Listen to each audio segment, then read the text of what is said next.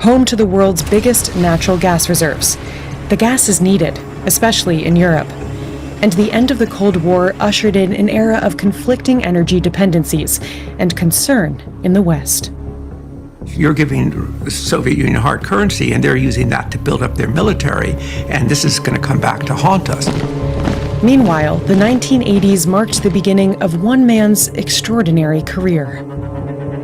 As a case officer, you have to be able to manipulate people. There is no such a thing as former KGB guy. Gas is one of his two main tools for coercion, for leverage, for influence. Soviet traditions continue. Oil and gas dependencies as a political weapon was par for the course in the Warsaw Pact.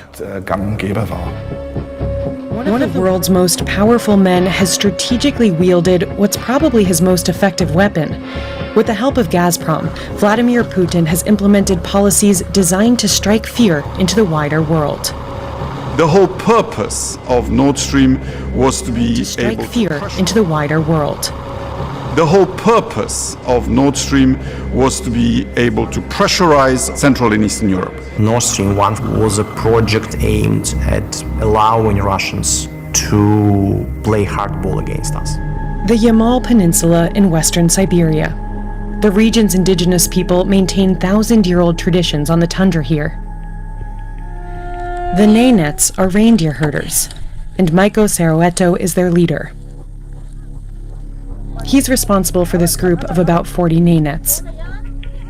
They're on the move every day.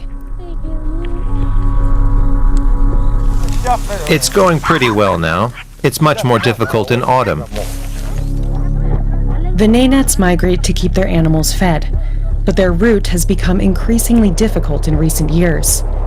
The once untouched nature of the Yamal Peninsula is no more. The hardest crossing is still ahead of us, Bovan-Kovo. It's a long stretch with a wide river and concrete roads.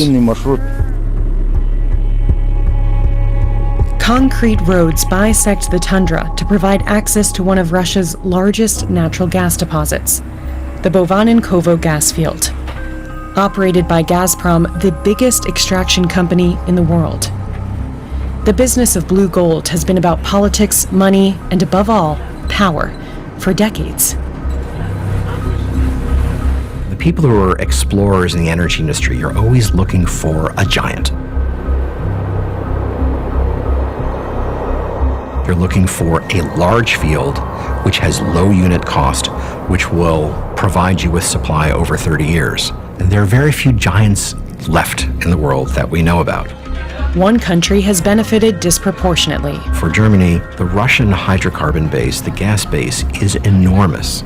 So for large supply, low unit cost, you can't do better on a pure economic basis than more cheap supply from Russia.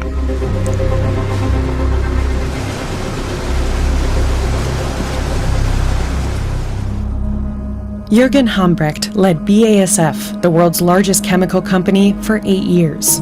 Gas means three things for BASF. Firstly, and most importantly, it's a raw material.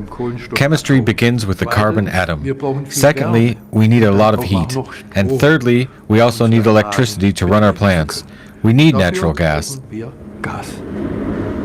BASF's gas strategy has always focused on one thing: risk minimization. That means access to oil and gas, which is why we wanted to source up to 50% of our carbon needs ourselves. That was the driving force behind everything we did. BASF, E.ON, and Gazprom signed a contract for the construction of a pipeline through the Baltic Sea just before the 2005 German parliamentary elections.